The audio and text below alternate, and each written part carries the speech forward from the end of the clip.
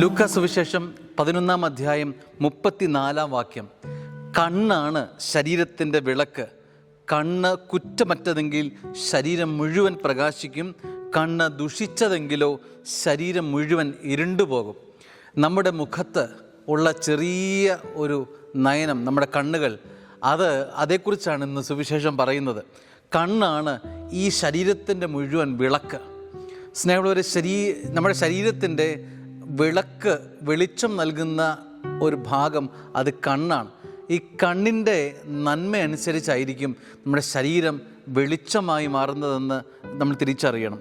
കുറ്റമറ്റതെങ്കിലോ, കണ്ണ് കുറ്റമറ്റതെങ്കിൽ ശരീരം മുഴുവൻ പ്രകാശമായും. അപ്പോൾ കണ്ണിൽ ഈ കുറ്റം തീണ്ടിട്ടില്ലെങ്കിൽ ശരീരം മുഴുവൻ പ്രകാശത്തിൻ്റെ മയമായിരിക്കും.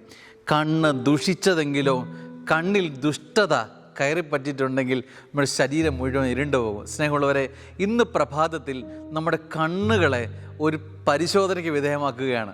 കണ്ണിന് ടെസ്റ്റിന് വിധേയമാക്കാം. നമ്മുടെ ശരീരം ഇരുണ്ടു പോകാതിരിക്കാൻ വേണ്ടി, ശരീരം എന്നും വെളിച്ചത്ത് നിൽക്കാൻ വേണ്ടിയിട്ട് നമുക്ക് നമ്മുടെ ശരീരത്തെ എന്നും നന്മയിൽ, പരിശുദ്ധിയിൽ കാത്തു സൂക്ഷിക്കാൻ നമുക്ക് നമ്മുടെ കണ്ണുകളെ നന്മയിൽ കാത്തു സൂക്ഷിക്കാം. ദൈവം അനുഗ്രഹിക്കട്ടെ. ഇന്നത്തെ ദിവസം അനുഗ്രഹമാവട്ടെ എന്ന് പ്രാർത്ഥിക്കുന്നു.